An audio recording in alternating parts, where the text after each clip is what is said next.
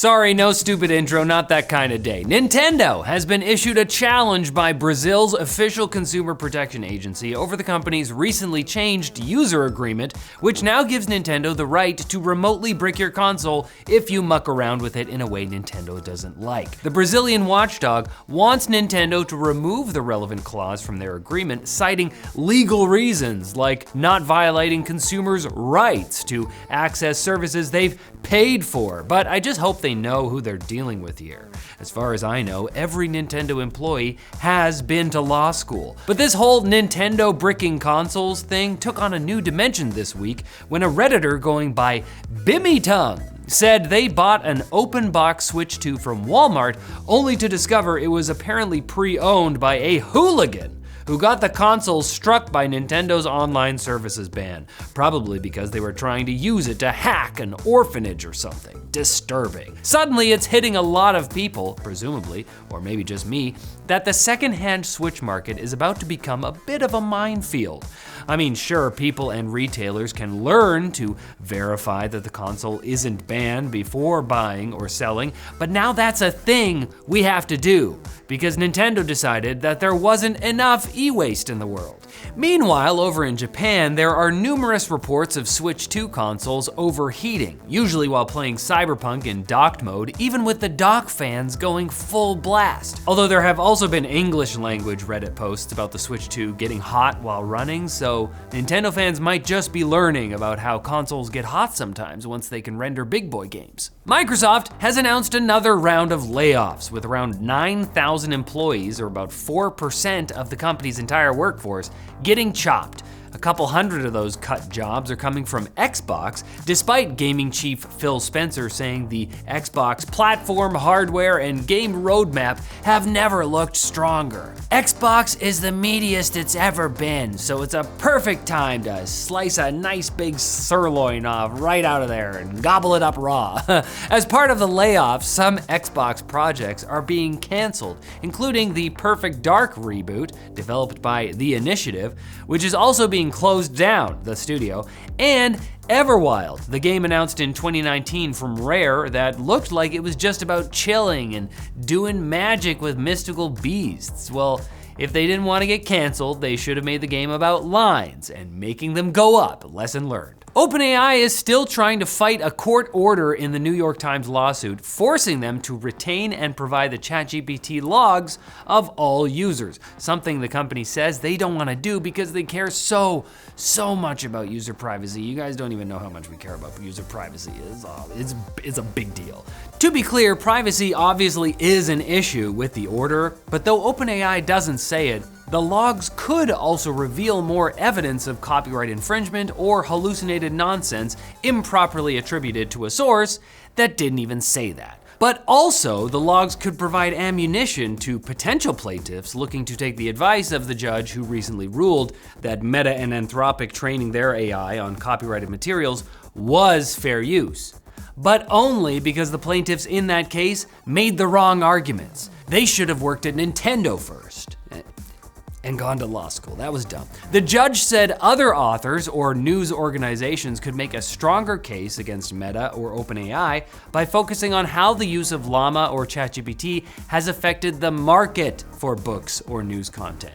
Or if you don't want to go the legal route, you could use Cloudflare's new pay per crawl feature, which will let content creators charge AI companies to set their web crawlers loose on the creator's content. After all, as NYT columnist Kevin Roos said in response to Sam Altman lamenting the violation of user privacy, it must be really hard when someone does something with your data you don't want them to. Which is almost too perfect of a segue to our sponsor, DeleteMe, the professional personal data preservers. You know, when it comes to information about your personal life, you want to keep it in the family. And that's why DeleteMe now has family plans to stop data brokers from sharing and selling you and your loved one's personal info. Each mama, dada, big bro, and little munchkin gets their own personalized data cleanup, making sure all of your family's private info stays private. And managing it all is easy peasy, giving giving you peace of mind.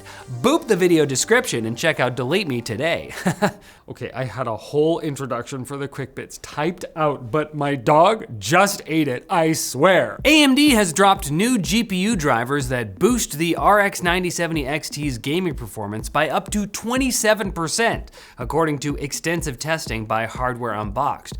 The 9070 XT performed slightly worse than the RTX 5070 Ti when it launched, but now performs 3% better on average. Meanwhile, people are just trying to find out if the RTX 5050 is even launched or not. In a blog post published yesterday, NVIDIA said it was coming in the second half of July, but GPU partner Inno3D said their 5050s are on shelf now. And if you're getting deja vu, it's because this is the third 8GB card from NVIDIA this generation without any launch day reviews. I don't know, maybe they're just sparing reviewers from feeling dumb for staying up all night reviewing a card no one's gonna buy. Speaking of no one, Nothing has fully unveiled what it calls its first true flagship phone, the Phone 3, which will actually properly launch in the US for $800 on July 15th with 4 50-megapixel cameras and a fun little glyph display on the back. You know, it's fun because it's like a normal display, but worse. That's rude. It's fun. Like Nothing's first over-ear headphones, the Headphone 1, which has buttons. And will also launch on July 15 for $300. But will you want the Nothing somethings or the Honor Magic V5, the thinnest foldable ever with a noticeable crease in the display, and also it's only available in China? Hard choice. Theater chain AMC will now advise you ahead of time that you'll have to sit through about 25 to 30 minutes of ads before your movie starts.